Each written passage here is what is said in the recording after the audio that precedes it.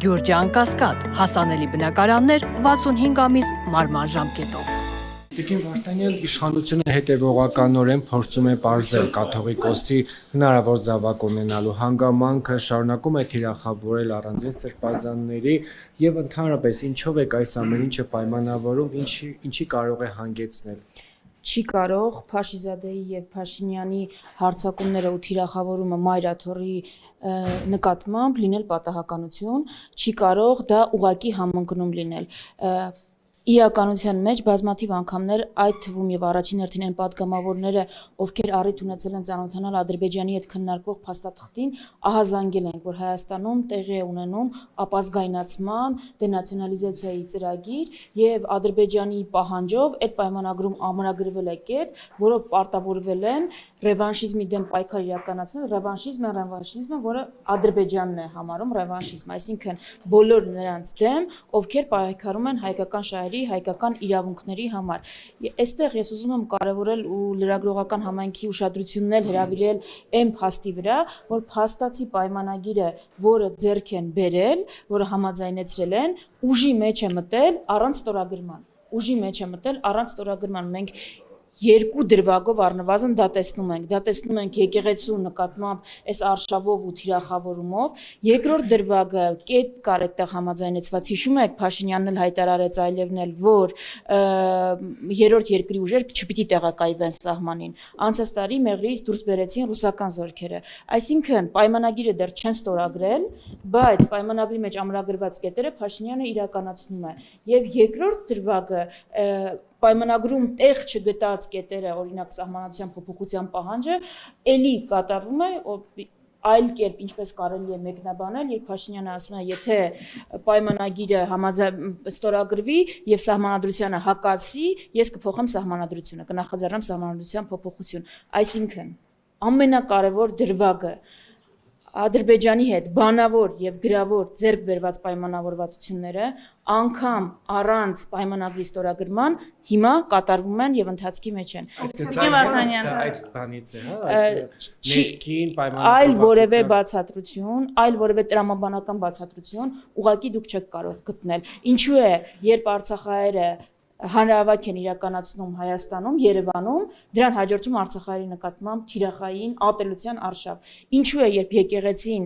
աննահանջ բոլոր քարոզներում, բոլոր պատարակներում հանդես է գալիս, այդ թվում նաև արցախահայերի իրավունքների պաշտպանության գործում, բայց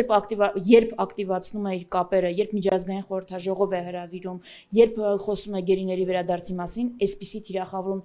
տեղի ունենում, կրկնում եմ, Փաշիզադեի եւ Փաշինյանի կողմից։ Դա պատահականություն ուղղակի չի կարող լինել։ Պահանջում է, որպեսզի պատկան մարմինները զբաղվեն, հա, այս հարցով եւ կասեցնեն այս գործունեությունը Նիկոլ Փաշինյանի կողմից։ Դուք ինչ ակնկալիքներ ունեք պատկան մարմիններից։ Ամբողջությամբ մեր սատարումն ենք հայտնում հոգևոր Գերագույն հոգևոր խորհրդի հայտարարությանը, մեր բոլոր լծակներով, գործիքակազմերով պատրաստ ենք աջակցել ու նաև հնչեղություն հաղորդել այդ պահանջին, պարզապես խնդիրը այն է, որ չենք տեսնում հնարավորություն, որ այս իշխանության դեպքում հասկանում եք, նախաձեռնողը չի կարող սանձել ինքը իրեն։ Մենք պահանջում ենք դադարեցնել արշավը մեկից, ով ծրագրել եւ նախաձեռնել է այդ արշավը։ Այստեղ է ամենամեծ հարցը։ Ես կարծում եմ, ինչպես մեր ինքնության բոլոր հիմքերի, այնպես էլ հայ առաքելական եկեղեցու պաշտպանության հարցը խոշոր հաշվով այս պահին մնացել է հանրության տիրույթում ու հանրային պաշտպանությունն է, որ այս օրերին պիտի արտահայտվի ու նաև անհրաժեշտության դեպքում, եթե այս արշավը այլ ընթացք է ստանալու եւ սրվելու է, նաև դրսևորվի։ Ես հայտարարում եմ մեջբերել Սրբազան Աչապահյանի խոսքերը, եթե իրենք պատրաստ են ամեն տեսակ գործողություն իրականացնել, մենք պիտի պատրաստ լինենք ամեն կերպ պաշտպանել մեր ինքնության, այդ թվում նաև ֆիզիկական ներկայությամբ, երբ դրա կարիքը կլինի այս փուլին, քանի որ մենք տեսնում ենք տեղեկատվական արշավ, տեղեկատվական դաշտում դիրքորոշում արտահայտելով Հայաստանը հիմա գծվում է ջրբաժան։ Այդ ջրբաժանի մի կողմում մարդիկ են, ովքեր կատարում են այլևի պահանջները, հարձակվում են եկեղեցու վրա եւ նախաձեռնել են այս արշավը ու սատարում են ու պաշտպանում են, բնականաբար մյուս կողմում պիտի մոբիլիզացվեն բոլոր նրանք եւ հանրային դիրքորոշում արտահայտեն, ովքեր այս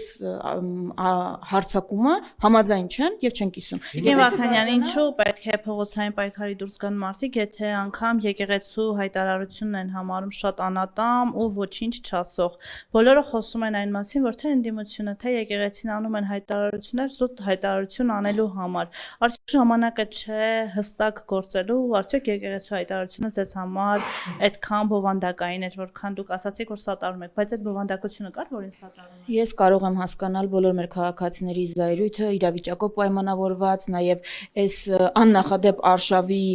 պարագայում, որ շուտ հնարավորինս արագ լուծումներ են փնտրում, բայց պիտի հասկանանք նաև ինչ կառույցի հետ գործ ունենք, պիտի հասկանանք նաև, որ վստահաբար Գերագույն հոգևոր խորհուրդը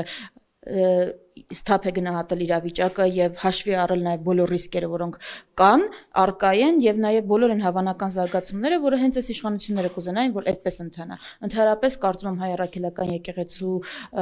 դեպքում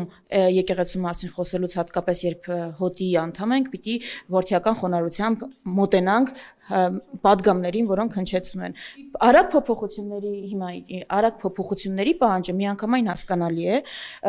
հասկանալի է նաև պահանջը, որ հենց հիմա լինեն գործողություններ, դրանք այս տարիների ընթացքում եղել են, մեր քաղաքացիները հնարավորություն ունեցել են մասնակցելու, վստահ եմ, որ առաջիկայում էլ լինելու են եւ մեր քաղաքացիները ելի հնարավորություն ունենալու են իրենց դիրքորոշումը արտահայտելու։ Եթե մեղադրանքը այն է, որ ընդդիմությունը այդտեղ պիտի ունենա գործուն մասնակցություն, ես լրիվ ընդունում եմ այդ մեղադրանքը, դա ճիշտ է, դա ռացիոնալ մոտեցում է։ Փողոցային պայքար հնարավոր է այս ալիքի վրա նախաձեռնել։ Եթե մենք նախաձեռնող լինենք, անպայման դրա մասին կլինի հայտարարություն։ Ես կարծում եմ, որ արձագանքը պետք է լինի համարժեք, եւ եթե իշխանության հաշվարկը այն է, որ ինչպես բանակին 2018-ին թիրախավորելով հեղինակազրկելու են եւ հնարավոր են դառնալու բանակի կազմակերպումը հնարավոր են դարձնելու, այս դեպքում իրենք սխալ հաշվարկ են անելու, որքան իշխանությունը ուժեղացնի արշավը եկեղեցու դեմ, այնքան հանրային մոբիլիզացիայի ականատես լինելու դա իմ համոզում է։